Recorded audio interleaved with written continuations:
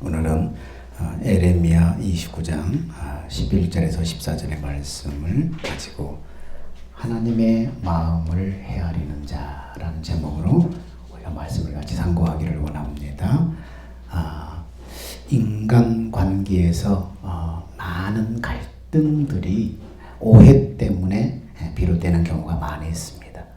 오해가 한번 생기면 아무리 진실을 말해도 믿지 않을 때가 있습니다.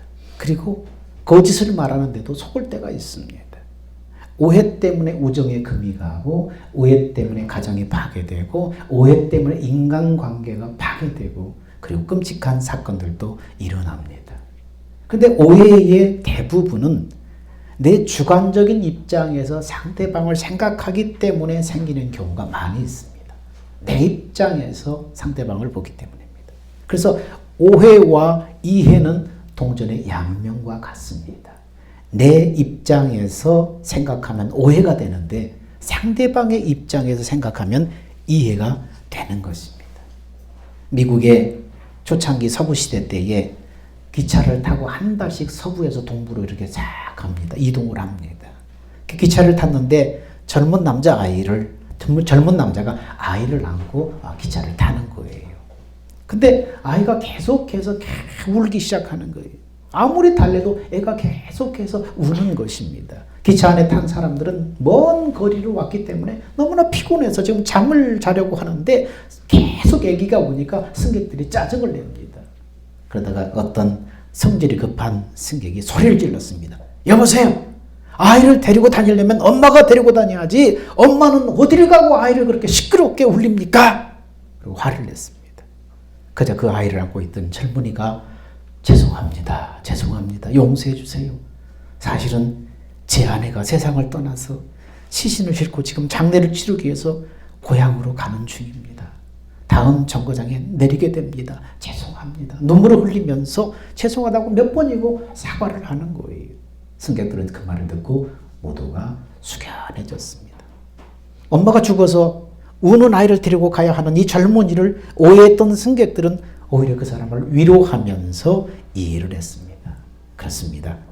우리들도 내 기준에서 생각할 때는 오해가 될 때가 많이 있다는 것입니다. 신앙도 마찬가지입니다. 하나님에 대한 두 가지 생각을 갖고 사람들은 신앙생활을 합니다. 하나님에 대해서 오해를 합니다. 하나님은 무서운 하나님이야, 벌을 내리시는 하나님이야, 이렇게 생각하고 하나님이 벌 받을까봐, 하나님 앞에 벌 받을까봐 주일 성수를 하고 하나님 앞에 11조를 안 드리면 물질을 걷어가지 않을까 두려움으로 드리고 충성을 해도 기쁨으로 하는 것이 아니라 마지못해서 하고, 이것은 하나님에 대한 오해에서 생기는 것입니다. 이런 오해는 신앙생활에 기쁨이 없고 행복이 없습니다.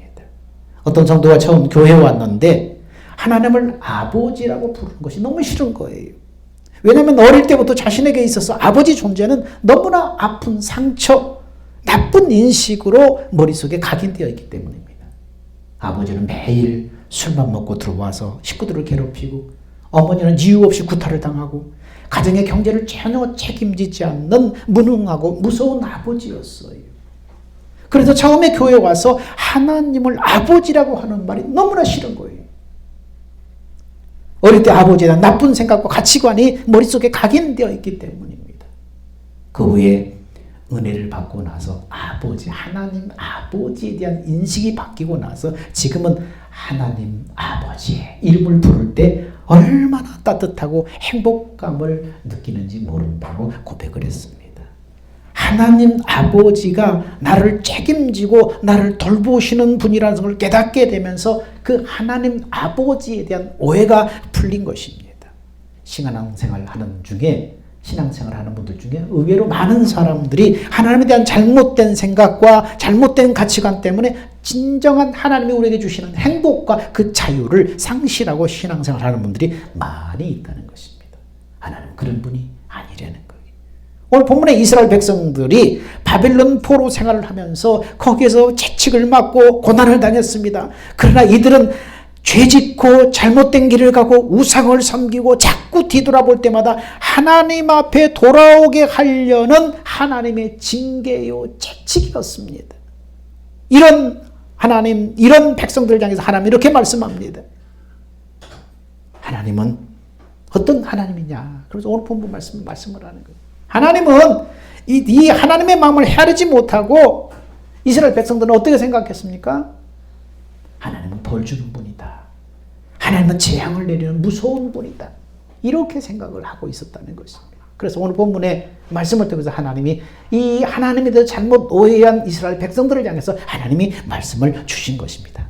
내 생각은 그렇지 않다. 너를 향한 너의 생각은 평안이다. 재앙이 아니다. 너희 미래에 희망을 주는 것이다. 너희가 내게 부르짖으면 내게 와서 기도하면 내가 너의 기도를 들을 것이다. 이렇게 말씀합니다. 하나님은 벌이나 주고 재앙을 내리시는 그런 하나님이 아니다. 진짜 하나님의 본심은, 진짜 마음은 그게 아니다. 내 계획과 내 뜻은 그게 아니다. 지금 말씀하는 거예요. 하나님은 어떤 분입니까? 하나님은 좋으신 분이에요. 우상처럼 벌이나 내리고 재앙이나 내리는 그런 하나님이 아니라 하나님은 좋으신 분입니다. 11절에 그렇게 말씀합니다. 여호와의 말씀이니라 너희를 향한 나의 생각을 내가 아나니 평안이요 재앙이 아니니라 너희에게 미래와 희망을 주는 것이니라 이렇게 말씀합니다. 하나님의 생각은 너희에게 평안을 주려는 거예요. 재앙이 아니라는 거예요.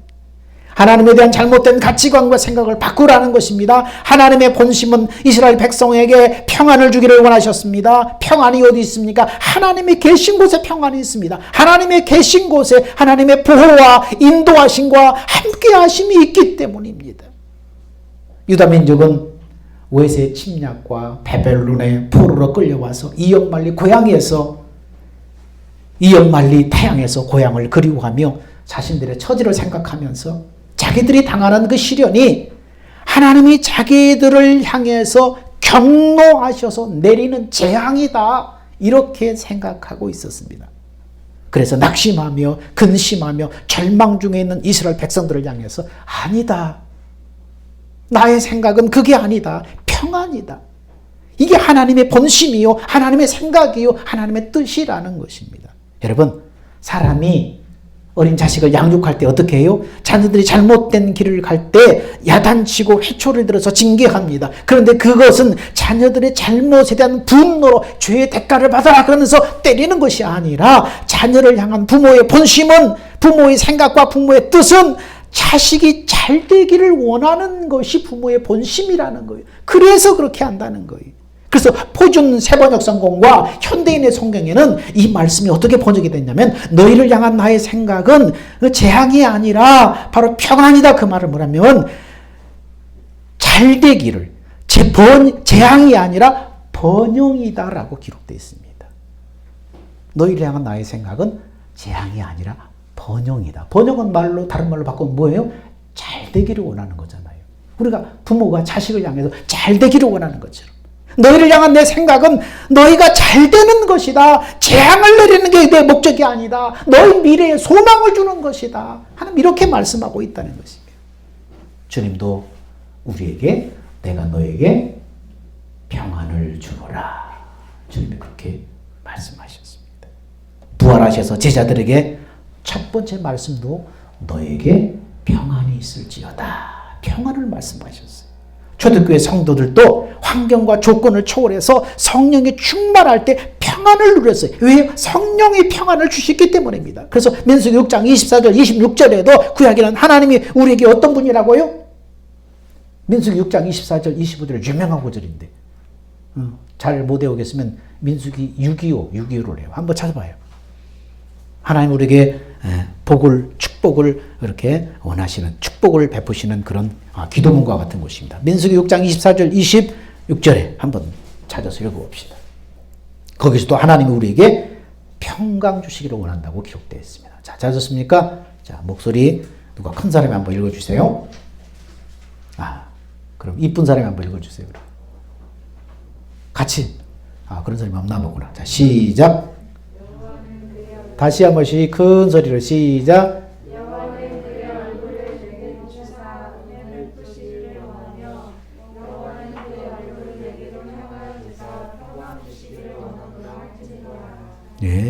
아버지는 너에게 복을 베푸시고 은혜를 베푸시며 평강 주시기를 원하노라. 이게 하나님의 마음이에요.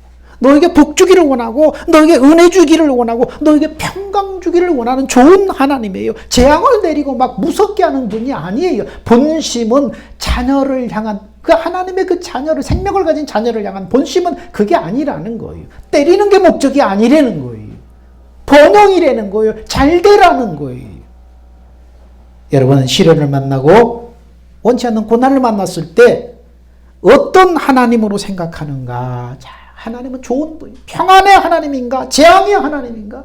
내가 잘못해서 벌받는 재앙의 하나님인가? 아니면 나 잘 되라고 나를 생각하고 내 미래에 소망이 있는 삶을 살라고 하나님 주시는 사랑인가? 잘 여러분 생각하셔야 됩니다. 생각을 바꿔야 됩니다. 인생의 행복은 마음과 생각에서 나오는 것입니다. 하나님은 사랑과 평안을 주는 분이지 재앙의 하나님이 아니라는 거예요. 그래서 하나님 품에 돌아오면 하나님은 과거를 묻지 않고 사랑하시며 우리에게 평안을 주시는 분이에요.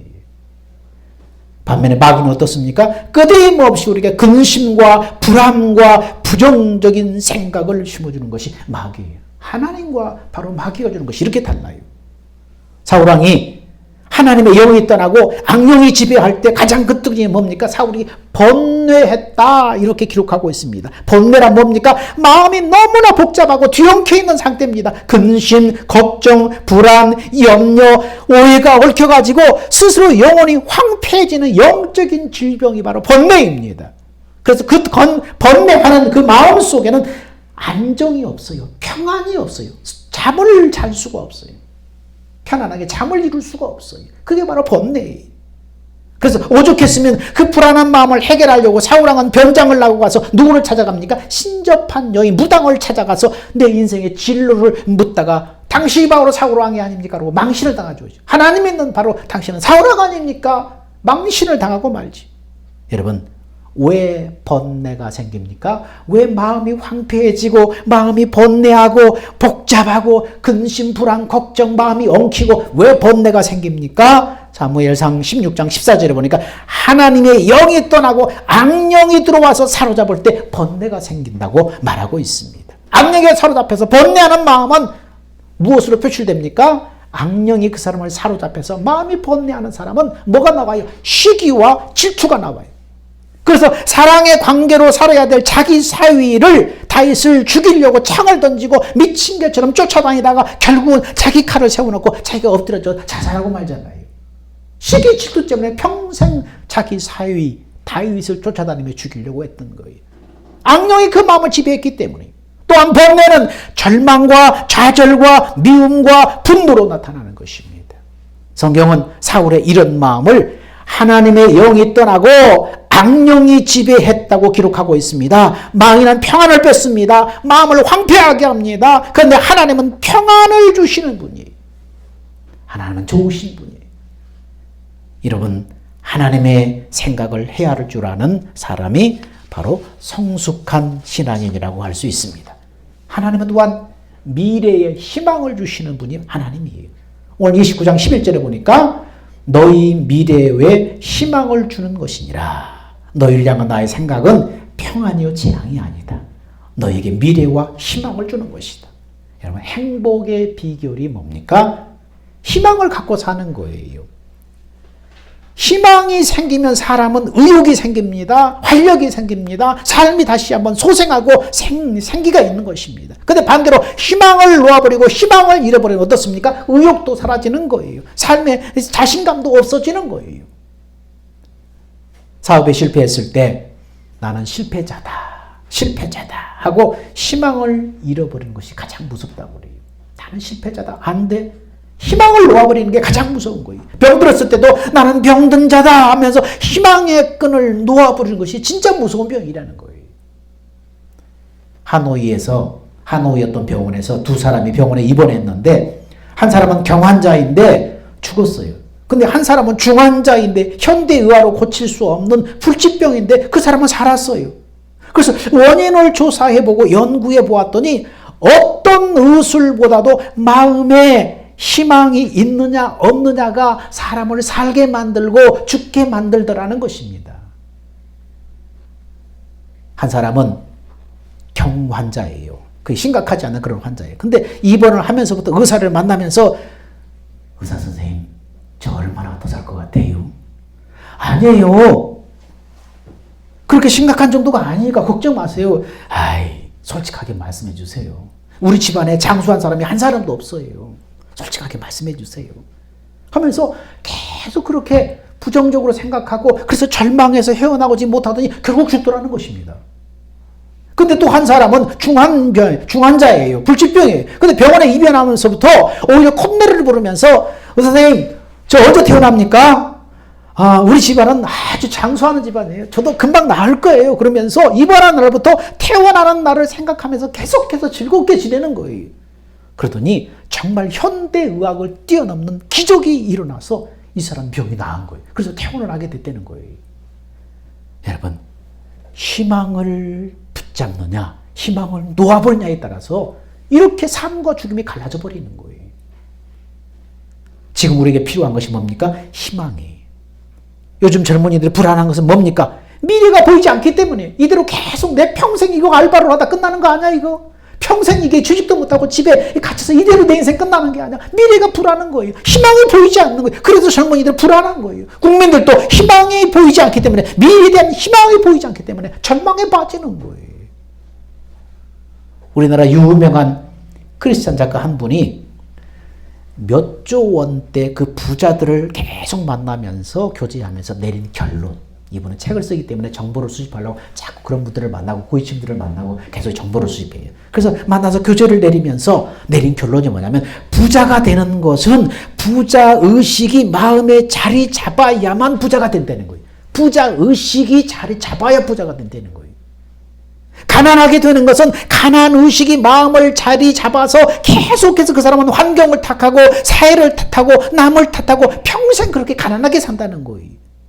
그래서 이 사람은 기회가 왔을 때도 부자가 될 수 있는 기회가 왔을 때도 염려, 근심, 걱정, 불안해하면서 부자의식을 버려버리고 부의 길을 떠나버린다는 거예요. 그래서 이분이 그걸 깨달으면서 어떻게 예수 믿는 사람이 다 잘 살아야 되는데 왜 이런가? 그러면서 책을 읽으면서 독서 훈련을 통해서 마음의 부자의식을 계속해서 심어줬다는 거예요. 그리고 그 지도를 따른 사람들이 지금은 시간이 지나니까 몇십억, 몇백억 그런 부자가 되어서 지금 선한 영향력을 많이 끼치고 있다는 거예요. 이분이 지금 탈북 프로젝트를 많이 하고 있는데 거기에다 많은 돈들을 투자해요. 여러분, 지금 북한에는 우리가 북한을 위해서 기도하지만 정말로 심각한 것이 무엇입니까? 인권 문제예요. 많은 사람들이 정말 지옥 같은 삶을 살아가는 거예요. 짐승 같은 대접을 받으며 죽어가며 살아가는 거예요. 그들 한 사람을 이 브로커를 통해서 돈이 있어야 된대. 그들 한 사람을 빼내오는데 1,000만 원이 든대.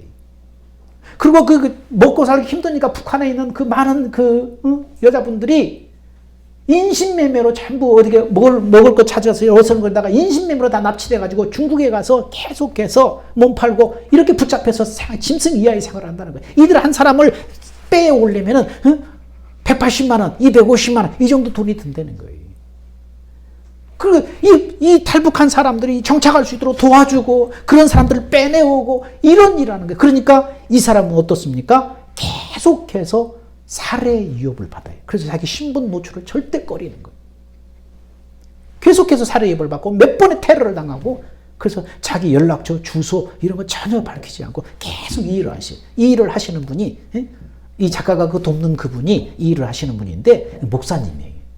미국에서도 유명한 분이에요. 미국에서도 다 알아요. 그래서 미국은 이 인권에 대해서 관심을 가질 때 미국은 여기에 우리나라에 관심을 가져요. 근데 우리나라 어떻습니까? 인권 대통령, 인권 변호사였던 분이 대통령인데도 불구하고 북한의 인권에 대해서 전혀 신경을 안 써요. 유엔이 인권 결의안을 채택하려고 대한민국도 같이 결의해달라고 하면 대한민국은 빠져. 안 해요. 북한에 물어보고 북한의 눈치를 보고 안 하는 거예요.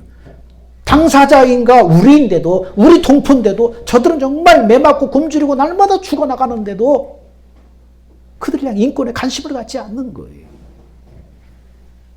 우리가 정말 하나님이 원하는 것은 예수 믿는 사람이 부유하기를 원해요. 반드시 부자가 될 수 있다는 그 부자 의식을 가지고 희망을 가지고 믿음으로 살면 반드시 된다는 거예요.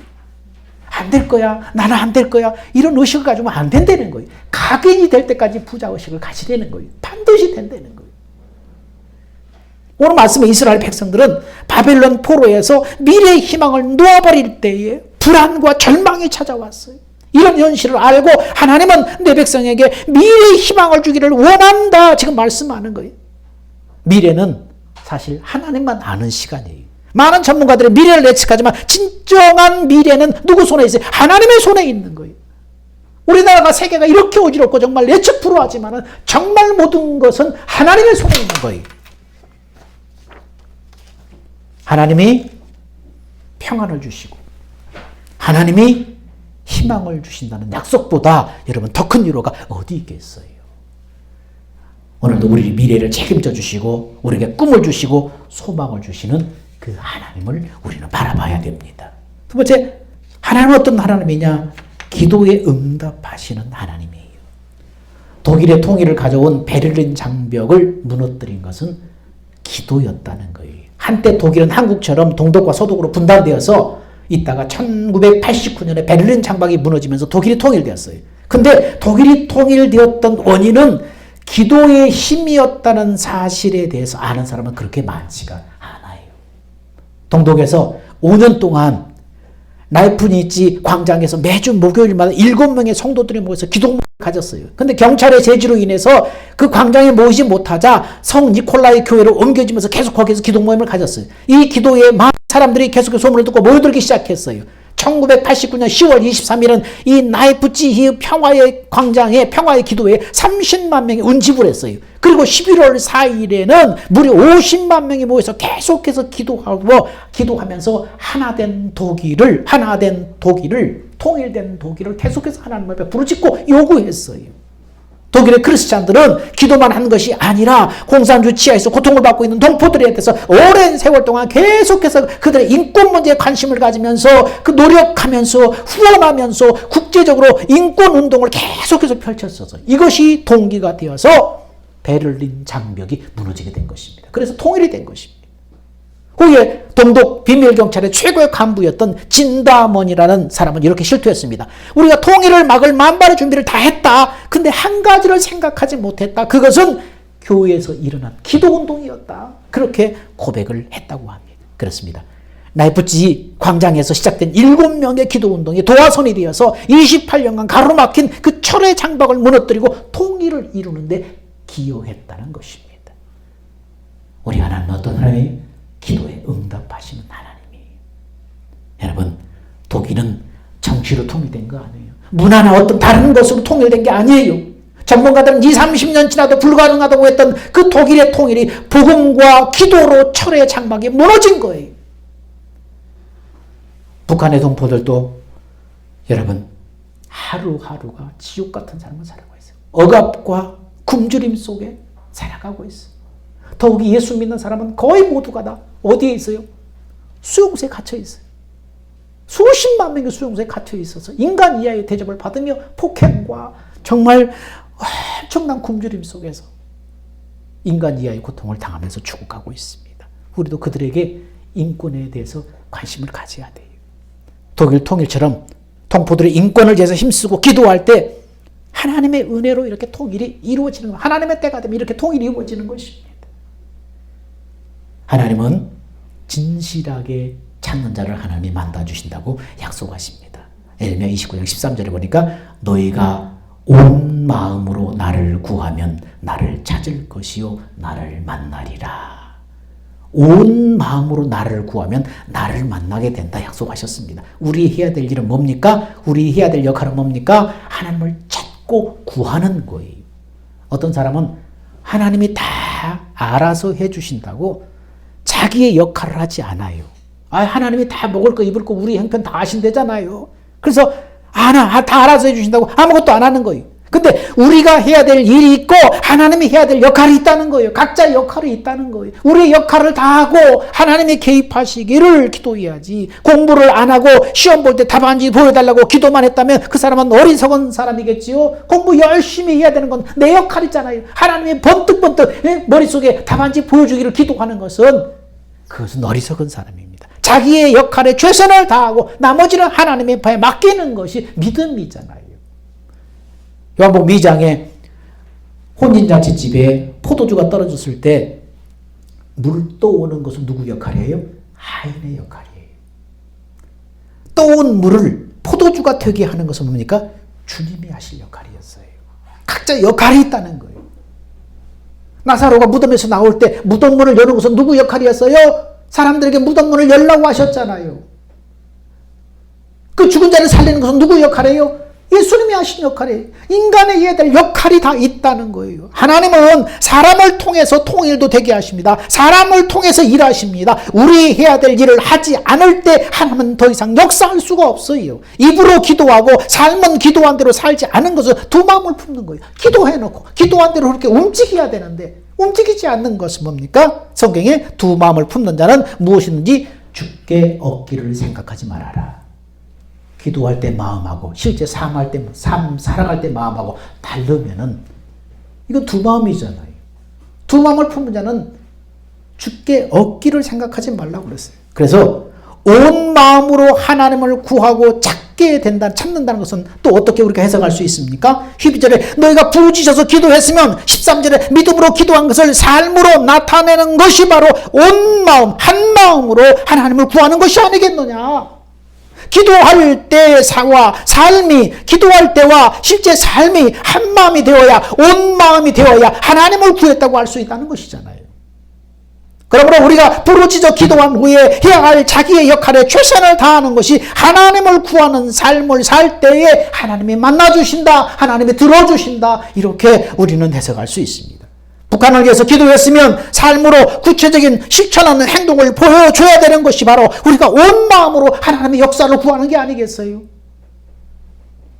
또한 교회에서 예배를 드리고 찬양을 하고 성경을 읽고 기도하고 충성 봉사하고 전도하는 것은 바로 우리의 역할, 우리의 몫이잖아요. 사랑하는 여러분, 여러분은 하나님을 어떤 하나님으로 마음에 각인되어 있습니까? 우리 하나님은 좋은 것을 주시기 원하시는 우리 좋은 아버지와 같습니다. 재앙이 아니라 평안을 주시길 원하시는 좋은 아버지예요. 여러분의 미래에 희망을 주기를 원하며 구한 것을 들어주시고 찾으면 만나주시라고 이 하나님이 약속하셨습니다.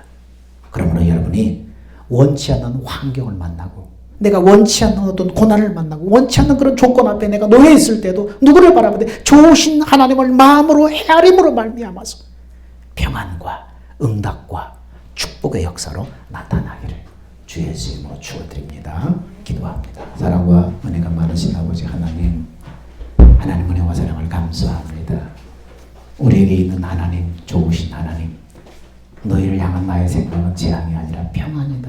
너의 미래에 소망을 주게 하려 함이라 했사오니 주여, 우리가 인생 살아갈 때 원치 않는 고난을 만나고 원치 않는 시련을 만났을 때 좌절하고 하나님을 원망하는 것이 아니라 하나님의 마음을, 하나님의 본심을 헤아릴 줄 아는, 그래서 하나님이 개입하시고 하나님의 역사하심을 경험할 수 있는 믿음의 사람들이 다 되게 하여 주옵소서.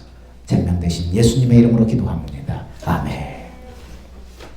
기립합시다. 주님 다시 오실 때까지.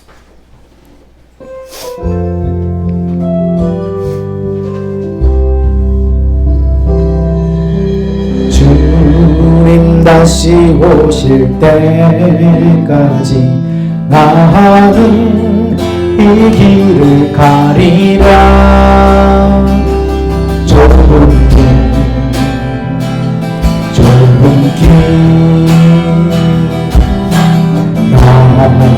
나의 십자가 지고 나의 가는 길 끝에서 나는 주님 보리라. 영광에 주님 나를 바라보시네. 주님 다시 오실 때까지 나는 일어나 달려가리라. 주의 영광 온 땅 덮을 때 나는 일어나 보러 하래. 내 사모하는 주님이 그 주시로 내 사모하는 주님 영광의 왕이시로. 이제는 우리 주 예수 그리스도의 은혜와 독생자를 우리에게 보내주신 하나님의 놀라우신 그 사랑과 성령님의 내주하시고 말씀하시고 인도하심이 하나님, 좋으신 하나님, 그 하나님을 마음에 새기고 우리에게 평안을 주기를 원하며 미래의 소망을 주기를 원하는 그 하나님을 마음에 새기고 어떤 환경과 조건에서 하나님을 향해서 흔들리지 않고 신실한 믿음으로 하나님께 나아가기를 원하는 사랑하는 성도들 머리 위에 그들의 믿음 위에 이제부터 영원 무궁토록 함께 있을지어다. 아멘.